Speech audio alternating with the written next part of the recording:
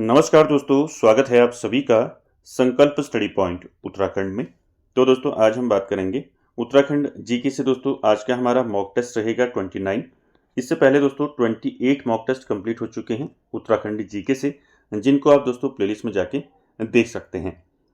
Start करने से पहले दोस्तों आपको बता दूं, देखिए उत्तराखंड जीके, हिंदी और जीएस ये तीनों में दोस्तों मॉक टेस्ट चल रहे हैं। आप चैनल पर बने रहें।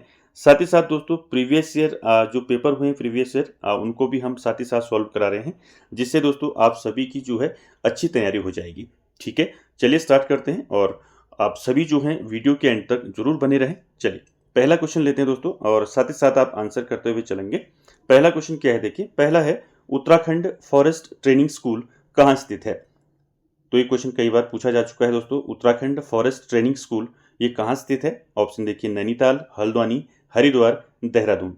तो क्या हो जाएगा दोस्तों क्वेश्चन नंबर फर्स्ट का राइट आंसर? फर्स्ट का राइट आंसर हो जाएगा हल्द्वानी। ठीक है, तो बी ऑप्शन यहाँ पर आपका राइट हो जाएगा दोस्तों। याद रखेंगे उत्तराखंड फॉरेस्ट ट्रेनिंग स्कूल ये कहाँ स्थित है? हल्द्वानी में स्थित है। इसी के साथ साथ हल्द्वानी में दो चीजें और स्थित हैं, वो भी याद रखेंगे। हल्द्वानी में क्या क्या है? वन एवं पंचायत प्रशिक्षण अकादमी। ठीक है, पहला क्या है? वन एवं पंचायत, शॉर्ट में लिख रहा हूं मैं, वन एवं पंचायत प्रशिक्षण अकादमी, प्रशिक्षण अकादमी। ठीक है, तो ये कहाँ है? तो ये भी हल्द्वानी में है। साथ ही साथ एक और याद रखेंगे, लघु उद्योग सेवा संस्थान। ठीक है, दूसरा क्या याद रखोगे?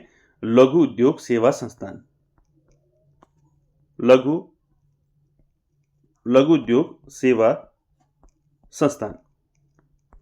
ठीक है, सेवा संस्थान ये कहाँ है? ये भी आपका हल्द्वानी में है। तो तीनों याद रखेंगे। Uttarakhand forest training school Haldwani में स्थित है, वन एवं पंचायत प्रशिक्षण अकादमी ये भी हल्द्वानी में है, लघु उद्योग सेवा संस्थान ये भी आपका हल्द्वानी में है। तीनों याद रखेंगे। ठीक है, साथ ही साथ एक चीज और याद रखेंगे, पटवारी प्रशिक्षण संस्थान ये कहाँ स्थित है? तो आप सभी जानते हैं पटवारी प्रशिक्षण संस्थान कहाँ है, तो ये है दोस्तों अल्मोड़ा जनपद में। ठीक है, चल आगे चलते हैं क्वेश्चन नंबर 2 पर। क्वेश्चन नंबर 2 का आंसर कीजिए। जोलीकोट नैनीताल में मधुमक्खी पालन केंद्र की स्थापना कब की गई? ऑप्शन देखिए 1920, 1930, 1938 या फिर 1945। तो राइट आंसर क्या हो जाएगा क्वेश्चन नंबर 2 का? क्वेश्चन नंबर 2 का राइट आंसर हो जाएगा दोस्तों 1938। ठीक है, सी ऑप्शन यहाँ पर आपका राइट हो जाएगा। याद रखेंगे नैनीताल में दोस्तों, जोलीकोट नैनीताल में मधुमक्खी पालन केंद्र की स्थापना कब की गई? 1938 में की गई। ठीक है, चलिए आगे चलते हैं क्वेश्चन नंबर 3 पर। बताइए इसका आंसर। चलिए, बग्वाल मेले का उल्लेख जिम कॉर्बेट ने अपनी किस पुस्तक में किया है? इंपॉर्टेंट है। बग्वाल मेले के बारे में आप सभी जानते हैं, मैंने आपको जब मेले करवाए थे उसमें डिटेल में बताया था आपको। बग्वाल मेले का उल्लेख जिम कॉर्बेट ने अपनी किस पुस्तक में किया है? ऑप्शन देखिए जंगल लोर, tree top, man eater of Kumaon या इनमें से कोई नहीं। तो क्या हो जाएगा दोस्तों क्वेश्चन नंबर 2 का राइट आंसर? राइट आंसर हो जाएगा man eater of Kumaon. C option यहां पर राइट हो जाएगा दोस्तों। याद रखेंगे बग्वाल मेले का उल्लेख जो है जिम कॉर्बेट ने अपनी पुस्तक मैन ईटर ऑफ कुमाऊं में किया है। ठीक है, साथ ही साथ दोस्तों ये दो जो बुक हैं ये भी किसके हैं? ये भी जिम कॉर्बेट के ही हैं। ठीक है, आपका ट्री टॉप और जंगल लोर ये दोनों किसकी बुक हैं? ये भी किसकी बुक हैं? दोनों जिम कॉर्बेट की हैं, याद रखेंगे। ठीक है, और ट्री टॉप जो है दोस्तों ये लास्ट है, अंतिम बुक है जिम कॉर्बेट की। ठीक है, लास्ट है, आपको पूछा जा सकता है लास्ट बुक कौन सी है जिम कॉर्बेट की? ट्री टॉप है। और जंगल लोर यह जिम कॉर्बेट की आत्मकथा है। ठीक है, इसको भी याद रखेंगे। जंगल लोर क्या है? जिम कॉर्बेट की क्या है? आत्मकथा, आत्मकथा, ऑटोबायोग्राफी। ठीक है, ये तीनों आप फैक्ट याद रखेंगे। ठीक है, जिम कॉर्बेट ने बग्वाल मेले का उल्लेख अपनी पुस्तक मैन ईटर ऑफ कुमाऊं में किया है। ठीक है, ट्री टॉप जो है जिम कॉर्बेट की लास्ट बुक है, लास्ट पुस्तक है। और जंगल लोर जो है ये जो है आपका जिम कॉर्बेट की आत्मकथा है। ये तीनों फैक्ट याद रखेंगे। ठीक है, साथ ही साथ बात करें बग्वाल मेले की दोस्तों, तो बग्वाल मेले के बारे में आप सभी जानते हैं। बग्वाल मेला कहाँ लगता है? ठीक है, ये लगता है दोस्तों चंपावत के देवीधुरा में, बाराही देवी मंदिर में लगता है। ठीक है, चंपावत, चंपावत की देवीधुरा, चंपावत देवीधुरा आप सभी ने पढ़ा होगा। ये चंपावत देवीधुरा में जो है दोस्तों बाराही देवी मंदिर में लगता है बग्वाल मेला, और इसी मेले को जो है दोस्तों आषाढ़ी कौतिक भी कहते हैं। ठीक है, पूछा जा सकता है आपको, ये बग्वाल मेले को जो है क्या कहा जाता है, आषाढ़ी कौतिक भी कहा जाता है। इसको क्या कहा जाता है, आषाढ़ी कौतिक। ठीक है, आषाढ़ी कौतिक भी कहा जाता है बग्वाल मेले को, और रक्षाबंधन के अवसर पर लगता है, आप सभी जानते हैं। तो राइट आंसर इसका सी हो जाएगा, और आपने सारे फैक्ट याद रखने हैं। चलिए आगे चलते हैं क्वेश्चन नंबर 4 पर। क्वेश्चन नंबर 4 है दोस्तों, कौन सी जनजाति भूमसेन देवता की पूजा करती है। यहाँ पर देखिए भूमसेन देवता और भूमियाल देवता, मैंने बताया था आपको ये फैक्ट। तो यहाँ पर आपको बताना है कौन सी जनजाति जो है भूमसेन देवता की पूजा करती है। ऑप्शन देखिए, राजी, भोटिया, थारू, बोक्सा। क्या हो जाएगा 4 का राइट आंसर बताइए। तो 4 का राइट आंसर हो जाएगा दोस्तों बोक्सा। ठीक है, डी ऑप्शन यहाँ पर राइट हो जाएगा दोस्तों। याद रखेंगे, भूमसेन देवता की पूजा कौन सी जनजाति करती है, बोक्सा करती है। ठीक है, और यहां पर एक फैक्ट आप याद रखेंगे, भूमियाल देवता। ठीक है, भूमियाल देवता की पूजा कौन सी जनजाति करती है। तो दो फैक्ट हैं याद रखेंगे, भूमसेन देवता की पूजा बोक्सा जनजाति करती है, और भूमियाल देवता की जो पूजा है वो कौन करती है, कौन सी जनजाति करती है, भोटिया जनजाति करती है। ठीक है, ये दोनों फैक्ट याद रखेंगे, भोटिया जनजाति, ये दोनों पूछा जाता है। भूमसेन देवता की पूजा कौन सी जनजाति करती है, और भूमियाल देवता की पूजा कौन सी जनजाति करती है। तो क्लियर हो गया ना, यहाँ पर भूमसेन देवता की पूजा बोक्सा जनजाति करती है, और भूमियाल देवता की पूजा भोटिया जनजाति करती है। क्लियर हो गया। साथ ही साथ दोस्तों बात करें आपका बोक्सा जनजाति की। ठीक है, मैंने जनजाति आपको सब बता रखे हैं। बोक्सा जनजाति दोस्तों, ये जनजाति जो है सबसे पहले उत्तराखंड में आकर कहाँ बसी थी, ये पूछा जाता है। तो ये बनबसा में बसी थी सबसे पहले। ठीक है, बनबसा। ठीक है, बनबसा। ठीक है, साथ ही साथ आपको याद रखना है, ये बोक्सा जो थे ये खुद को क्या मानते थे, ये खुद को पंवार राजपूत मानते थे। क्या मानते थे, पंवार राजपूत। ठीक है, क्या मानते थे, ये अपने आप को क्या मानते थे, पंवार राजपूत मानते थे। ठीक है, साथ ही साथ में एक क्वेश्चन हमेशा बना है दोस्तों बोक्सा जनजाति से, बोक्सा जनजाति की भाषा क्या है, पूछा जाता है। बोक्सा जनजाति की भाषा है रच भैंसी। क्या है, रच भैंसी। ठीक है, ये भी याद रखेंगे। ठीक है, चलिए क्लियर हो गया ना। चलिए आगे चलते हैं क्वेश्चन नंबर 5 पर। क्वेश्चन नंबर 5 है दोस्तों, दुधारू पशुओं से संबंधित मानेश्वर मेला कहाँ लगता है। तो कई बार मैं आपको बता चुका हूँ मानेश्वर मेला जो है कहाँ लगता है। ऑप्शन देखिए, अल्मोड़ा, चंपावत, पिथौरागढ़, टिहरी गढ़वाल। तो क्या हो जाएगा 5 का राइट आंसर। 5 का राइट आंसर हो जाएगा दोस्तों, मानेश्वर मेला लगता है चंपावत में। ठीक है, बी ऑप्शन यहाँ पर आपका राइट हो जाएगा दोस्तों। दुधारू पशुओं के स्वास्थ्य से संबंधित है मानेश्वर मेला। मैंने आपको डिटेल में बताया था मानेश्वर मेले के बारे में, जिसने नहीं देखा है वो प्लेलिस्ट में जाके जरूर देखें, जिसमें मैंने सारे मेले जो हैं उत्तराखंड के आपको अच्छे से समझाए हैं। ठीक है, क्लियर हो गया, बी ऑप्शन राइट हो जाएगा इसका। आगे चलते हैं क्वेश्चन नंबर 6 पर। क्वेश्चन नंबर 6 है दोस्तों, कौन सा ताल जो है सफेद कमल पुष्पों के लिए प्रसिद्ध है। ऑप्शन देखिए, झिलमिल ताल, श्यामला ताल, नल ताल, या इनमें से कोई नहीं। क्या हो जाएगा दोस्तों इसका राइट आंसर क्वेश्चन नंबर 6 का, कौन सा ताल सफेद कमल पुष्पों के लिए प्रसिद्ध है। तो 6 का राइट आंसर हो जाएगा श्यामला ताल। ठीक है, बी ऑप्शन यहाँ पर आपका राइट हो जाएगा दोस्तों। याद रखेंगे, उत्तराखंड में कौन सा ताल है सफेद कमल पुष्पों वाला, याद रखेंगे श्यामला ताल। ठीक है, साथ ही साथ दोस्तों आपको याद रखना है श्यामला ताल कहाँ है। आपको पूछा जा सकता है श्यामला ताल कहाँ है, तो ये दोस्तों चंपावत में है। ठीक है, कहाँ है, चंपावत में है श्यामला ताल। ठीक है, साथ ही साथ दोस्तों आपको याद रखना है इसी ताल के निकट जो है कौन सा आश्रम है, पूछा जाता है। तो श्यामला ताल के निकट जो है कौन सा आश्रम है, विवेकानंद आश्रम है। ठीक है, ठीक है, विवेकानंद आश्रम। ठीक है, याद रखेंगे तीनों फैक्ट। ठीक है, श्यामला ताल जो है दोस्तों ये कैसा ताल है, सफेद कमल पुष्पों का ताल है। ठीक है, चंपावत में है, और इसी के किनारे जो है कौन सा आश्रम है, विवेकानंद आश्रम है। ठीक है, साथ ही साथ झिलमिल ताल की बात करें तो झिलमिल ताल भी आपका कहाँ है, ये भी चंपावत में है। ठीक है, चलिए आगे चलते हैं क्वेश्चन नंबर 7 पर। क्वेश्चन नंबर 7 का आंसर कीजिए। पाताल रुद्रेश्वर गुफा की खोज जो है किस वर्ष हुई थी? आपको बताना है पाताल रुद्रेश्वर गुफा की खोज जो है किस वर्ष हुई थी। ऑप्शन देखिए 1991, 92, 93 या फिर 94। तो राइट आंसर क्या हो जाएगा क्वेश्चन नंबर 7 का? पाताल रुद्रेश्वर गुफा। बताइए। और साथ ही साथ आपको ये भी बताना है पाताल रुद्रेश्वर गुफा कहाँ स्थित है। ठीक है, ये भी पूछा जा सकता है आपको। तो देखिए राइट आंसर क्या हो जाएगा 7 का? इसकी खोज कब हुई? इसकी खोज हुई दोस्तों कब हुई? इसकी खोज हुई 1993 में। सी ऑप्शन यहाँ पर राइट हो जाएगा दोस्तों। ठीक है, पाताल रुद्रेश्वर गुफा की खोज कब हुई? 1993 में हुई।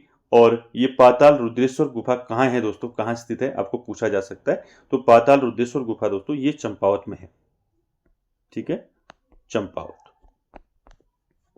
क्लियर हो गया? चलिए आगे चलते हैं क्वेश्चन नंबर 8 पर। क्वेश्चन नंबर 8 है दोस्तों, तराई क्षेत्र का पहला समाचार पत्र कौन सा था? मोस्ट इंपॉर्टेंट है, बात हो रही है तराई क्षेत्र की। तो तराई क्षेत्र का पहला समाचार पत्र बताना है कौन सा था। ऑप्शन देखिए पर्वतपुत्र, जन जागृति, चौराहा या इनमें से कोई नहीं। तो क्या हो जाएगा दोस्तों क्वेश्चन नंबर 8 का राइट आंसर? आपको बताना है तराई क्षेत्र का पहला समाचार पत्र कौन सा था। तो 8 का राइट आंसर हो जाएगा दोस्तों जन जागृति। ठीक है, बी ऑप्शन यहां पर आपका राइट हो जाएगा दोस्तों। याद रखेंगे तराई क्षेत्र का पहला समाचार पत्र कौन सा था? जन जागृति था। ठीक है, साथ ही साथ दोस्तों जन जागृति समाचार पत्र जो है दोस्तों ये तराई क्षेत्र का प्रथम समाचार पत्र है। साथ ही साथ दोस्तों यहां पर आपको याद रखना है ये कहां से प्रकाशित होता था। ठीक है, ये पूछा जाता है। साथ ही साथ जो है जन जागृति समाचार पत्र का प्रकाशन जो है इसकी शुरुआत कब से हुई? अगर आपको इसकी शुरुआत की बात करें तो इसकी शुरुआत हुई थी दोस्तों 1955 में। ठीक है, ये याद रखेंगे। ठीक है, जो तराई क्षेत्र का पहला समाचार पत्र है जन जागृति, ठीक है, इसकी शुरुआत जो हुई 1955 में इसकी शुरुआत हुई। और ये कहां से आता था ये समाचार पत्र? ये जन जागृति समाचार पत्र ये आता था काशीपुर से। कहां से आता था? काशीपुर से आता था। तो कोई भी क्वेश्चन आपको दोस्तों किसी भी तरीके से पूछा जा सकता है। ठीक है, आपको तराई क्षेत्र का पहला समाचार पत्र पूछा जा सकता है। ठीक है, या फिर तराई क्षेत्र का जो पहला समाचार पत्र है जन जागृति इसकी शुरुआत कब हुई? ठीक है, और ये कहाँ से आता था? ये किसी भी प्रकार से आपको इसमें पूछा जा सकता है। ठीक है, अपने सारे फैक्ट जो हैं याद रखने हैं। आगे चलते हैं क्वेश्चन नंबर 9 पर। देखिए क्वेश्चन नंबर 9 क्या है? क्वेश्चन नंबर 9 है दोस्तों, गौला नदी किस स्थान से राज्य से बाहर चली जाती है? गौला नदी के बारे में आप सभी जानते हैं दोस्तों। गौला नदी हल्द्वानी जो है इसी नदी के किनारे, इसी नदी के किनारे बसा है, गौला नदी के किनारे। तो गौला नदी दोस्तों किस स्थान से जो है राज्य से बाहर चली जाती है? ऑप्शन देखिए बाजपुर, खानपुर, किच्छा या इनमें से कोई नहीं। तो क्या हो जाएगा दोस्तों क्वेश्चन नंबर 9 का राइट आंसर? 9 का राइट आंसर हो जाएगा किच्छा उधम सिंह नगर। ठीक है, सी ऑप्शन यहाँ पर आपका राइट हो जाएगा दोस्तों। याद रखिए गौला नदी किस स्थान से राज्य से बाहर चली जाती है? तो किच्छा उधम सिंह नगर से ये राज्य से बाहर चली जाती है। ठीक है, साथ ही साथ गौला नदी की बात करें तो गौला नदी का उद्गम आपको पूछा जा सकता है। ठीक है, गौला नदी का उद्गम कहाँ से होता है? ठीक है, तो गौला नदी का उद्गम होता है दोस्तों नैनीताल के पहाड़ पानी से। ठीक है, नैनीताल के पहाड़ पानी से। ठीक है, नैनीताल के पहाड़ पानी से उद्गम होता है दोस्तों किसका? गौला नदी का। और ये दोस्तों राज्य से बाहर चली जाती है। कहां से? किच्छा उधम सिंह नगर होते हुए ये राज्य से बाहर चली जाती है। ठीक है, चलिए आगे चलते हैं क्वेश्चन नंबर 10 पर। क्वेश्चन नंबर 10 है दोस्तों, मानसखंड में सरयू नदी को क्या कहा गया है? ठीक है, मानसखंड में सरयू नदी को क्या कहा गया है? आप सभी जानते हैं सरयू और गोमती का संगम जो है कहाँ होता है? बागेश्वर में होता है, आप सभी जानते हैं। तो सरयू नदी को क्या कहा गया है मानसखंड में, ये बताना है। ऑप्शन देखिए गंगा, यमुना, राठवाहिनी या फिर पनार। तो 10 का राइट आंसर क्या हो जाएगा दोस्तों, बताइए। तो 10 का राइट आंसर हो जाएगा दोस्तों, क्या हो जाएगा? सरयू नदी को मानसखंड में क्या कहा गया है? तो मानसखंड में सरयू को कहा गया है गंगा कहा गया है दोस्तों। ठीक है, ए ऑप्शन यहां पर आपका राइट हो जाएगा दोस्तों, याद रखेंगे। और सरयू की जो सहायक नदी है, सरयू की सहायक नदी कौन सी है? गोमती। ठीक है। सरयू और गोमती बहती हैं बागेश्वर जनपद में, आप जानते होंगे। ठीक है, तो देखिए सरयू और गोमती जो है इनका संगम बागेश्वर में होता है। तो यहाँ पर मानसखंड में दोस्तों सरयू को क्या कहा गया है, गंगा कहा गया है। और इसकी जो सहायक नदी है गोमती, इसको क्या कहा गया है, इसको यमुना कहा गया है। तो दोनों में से आपको पूछा जा सकता है। ठीक है, मानसखंड में गोमती नदी को क्या कहा गया है, यमुना कहा गया है। और मानसखंड में सरयू नदी को क्या कहा गया है, गंगा कहा गया है। ठीक है, इन दोनों का संगम कहाँ होता है, बागेश्वर में होता है। ठीक है, साथ ही साथ एक क्वेश्चन आपका पूछा जाता है कि कुमाऊं की सबसे पवित्र नदी किसे माना जाता है। तो याद रखेंगे दोस्तों, कुमाऊं की सबसे पवित्र नदी किसे माना जाता है, सरयू नदी को ही माना जाता है। ठीक है, याद रखेंगे, क्वेश्चन पहले भी पूछा जा चुका है। तो याद रखेंगे कुमाऊं की सबसे पवित्र नदी कौन सी है, वो है आपकी सरयू नदी।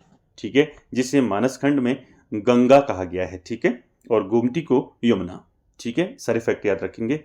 चल आगे चलते हैं क्वेश्चन नंबर 11 पर। क्वेश्चन नंबर 11 है दोस्तों, जैन ग्रंथों के अनुसार किस जैन तीर्थकर ने हरिद्वार में तप किया था। ऑप्शन देखिए, महावीर स्वामी, पार्श्वनाथ, ऋषभ देव या इनमें से कोई नहीं। तो राइट आंसर क्या हो जाएगा दोस्तों, बताइए 11 का राइट आंसर क्या हो जाएगा। जैन ग्रंथों के अनुसार किस जैन तीर्थकर ने हरिद्वार में तप किया था। तो 11 का राइट आंसर हो जाएगा दोस्तों ऋषभ देव। ऋषभ देव ने दोस्तों हरिद्वार में तप किया था। ठीक है, साथ ही साथ ये पहले तीर्थंकर थे। ठीक है, जैन धर्म के। ठीक है, ये मैंने आपको बताया था। ऋषभ देव को दोस्तों आदिनाथ के नाम से भी जाना जाता है। ठीक है, चल सी हो गया ना, आगे चलते हैं।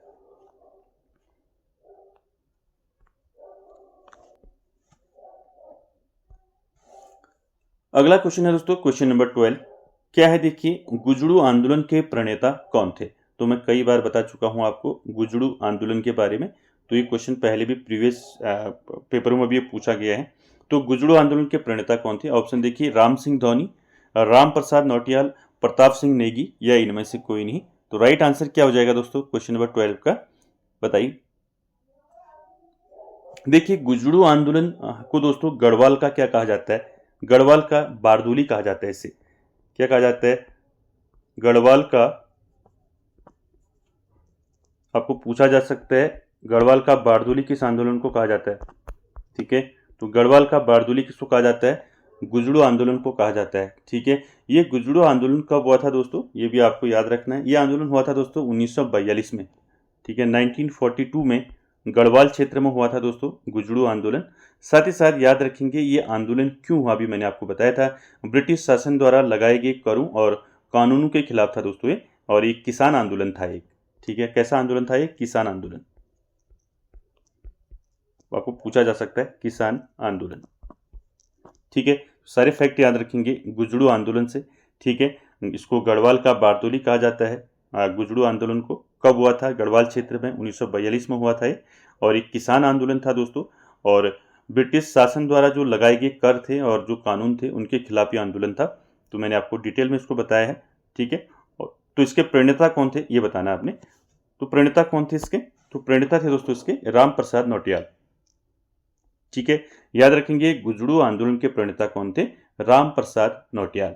ठीक है, मैं सारे फैक्ट बता दिए गुजड़ू आंदोलन से आपको। ठीक है, कब हुआ था और इसको गढ़वाल का बारदोली कहा जाता है, क्यों हुआ था ये भी बता दिया, और कैसा आंदोलन था, एक किसान आंदोलन था। ठीक है, ये सारे फैक्ट आपको याद रखने हैं दोस्तों। चलिए आगे चलते हैं क्वेश्चन नंबर 13 पर। क्वेश्चन नंबर 13 है दोस्तों, गणदेश समाचार पत्र का प्रकाशन कहाँ से होता था। तो ये कई बार बता चुका हूँ, गणदेश समाचार पत्र का प्रकाशन कहाँ से होता था, कोटद्वार, श्रीनगर, लांसडाउन या फिर इनमें से कोई नहीं। तो क्या हो जाएगा दोस्तों इसका राइट आंसर, क्वेश्चन नंबर 13 का राइट आंसर हो जाएगा आपका, क्या हो जाएगा, कोटद्वार। ठीक है, याद रखेंगे गणदेश समाचार पत्र का प्रकाशन कहाँ से होता था, कोटद्वार से होता था। ठीक है, साथ ही साथ दोस्तों आपको याद रखना है ये किस प्रकार का समाचार पत्र है। तो ये एक मासिक समाचार पत्र है। ठीक है, ये किस प्रकार का आपका समाचार पत्र है, मासिक समाचार पत्र था, मासिक समाचार पत्र, मासिक समाचार पत्र। साथ ही साथ दोस्तों आपको याद रखना है गणदेश समाचार जो पत्र है दोस्तों, इसका प्रकाशन कब हुआ ये पूछा जा सकता है। तो गणदेश समाचार पत्र का प्रकाशन जो है दोस्तों कब हुआ, 1924 में। ठीक है, 1924 में इसका प्रकाशन हुआ। कहां से हुआ, कोटद्वार से हुआ, ठीक है। और इसका जो प्रकाशन है किसने किया, ठीक है। तो प्रकाशन इसका गणदेश समाचार पत्र का जो प्रकाशन किया दोस्तों, तो किसने किया, शुरू किसने किया इसको, कृपाराम मिश्र के द्वारा, ठीक है, कृपाराम मिश्र, ठीक है। तो सारे फैक्ट याद रखेंगे। गणदेश समाचार पत्र एक मासिक समाचार पत्र है दोस्तों, इसका प्रकाशन जो है 1924 में कोटद्वार से हुआ और कृपाराम मिश्र के द्वारा इसको शुरू किया गया, ठीक है। ये सारे फैक्ट आपको याद रखने। चलिए आगे चलते हैं क्वेश्चन नंबर 14 पर। क्वेश्चन नंबर 14 है दोस्तों, मालिनी सभ्यता के खंडहर किसकी रचना है। ये क्वेश्चन मैंने आपको पहले भी दिया है, तो क्या हो जाएगा इसका राइट आंसर, मालिनी सभ्यता के खंडहर किसकी रचना है। तो ये किसकी रचना है दोस्तों, शिव प्रसाद डबराल की है, ललिता प्रसाद नैथानी की है, देवीदत्त पंत की है, या फिर इनमें से कोई नहीं। तो 14 का राइट आंसर हो जाएगा ललिता प्रसाद नैथानी, ठीक है। बी ऑप्शन यहाँ पर राइट हो जाएगा दोस्तों, याद रखेंगे। मालिनी सभ्यता के खंडहर किसकी रचना है, तो ये है ललिता प्रसाद नैथानी की, ठीक है। अगला क्वेश्चन है और आज का आखिरी क्वेश्चन है, दैवेज्ञ नाम उपनाम से किसे जाना जाता था, ठीक है। दैवेज्ञ उपनाम से किसे जाना जाता है। ऑप्शन देखिए, यशोधर मठपाल, यशवंत सिंह कटोच, मुकुंद राम बर्थवाल, या इनमें से कोई नहीं। तो क्या हो जाएगा 15 का राइट आंसर, दैवेज्ञ उपनाम से किसे जाना जाता है। तो 15 का राइट आंसर हो जाएगा मुकुंद राम बर्थवाल, ठीक है। सी ऑप्शन यहाँ पर आपका राइट हो जाएगा दोस्तों, ठीक है। तो दोस्तों हमने उत्तराखंड जीके पर मॉक टेस्ट देखा आज 29, इसमें हमने 15 क्वेश्चन देखे दोस्तों, और सारे क्वेश्चन आई होप आप सभी को अच्छे लगे होंगे। और वीडियो को एंड तक देखने के लिए थैंक यू वेरी मच।